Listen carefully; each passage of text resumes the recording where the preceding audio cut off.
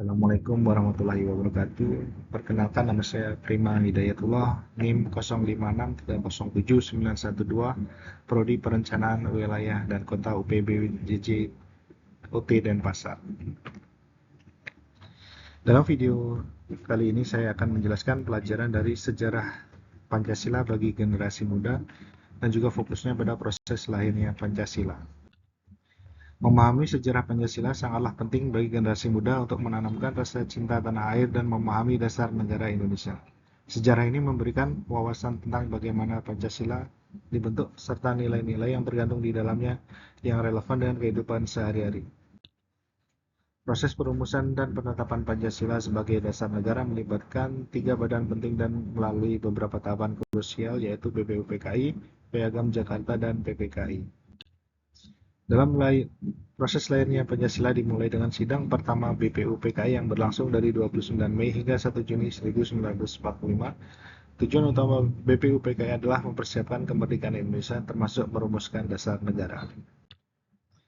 Dalam sidang pertamanya, beberapa tokoh menyampaikan usulan mengenai dasar negara. Yang pertama, Muhammad Yamin, 29 Mei 1945, mengusulkan 5 azas: pri kebangsaan, pri kemanusiaan, pri ketuhanan, pri kerakyatan, dan kesejahteraan rakyat.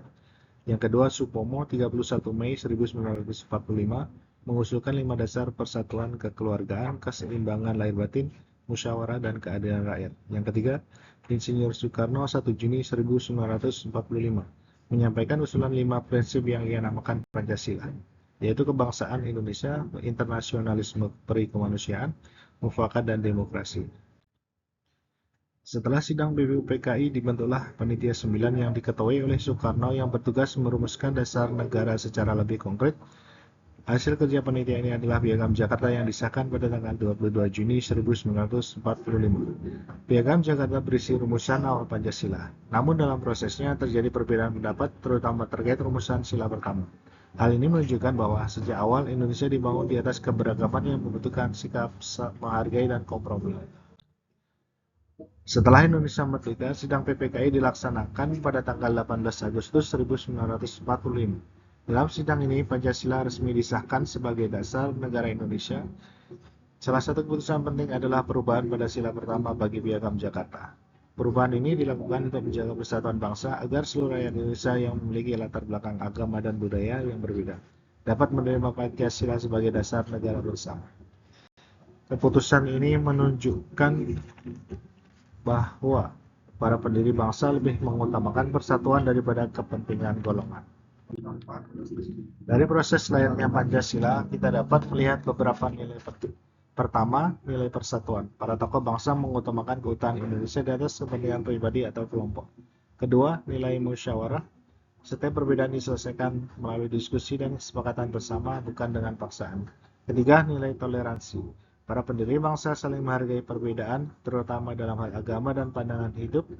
Nilai-nilai inilah yang menjadi dasar kuat bagi terbentuknya negara Indonesia. Sebagai generasi muda, kita dapat mengambil banyak pelajaran dari proses tersebut. Di tengah keberagaman yang kita miliki saat ini, kita harus mampu menghargai perbedaan, baik dalam pendapat, budaya, maupun keyakinan. Selain itu, kita juga perlu membiasakan diri untuk menyelesaikan masalah melalui musyawarah, bukan dengan konflik.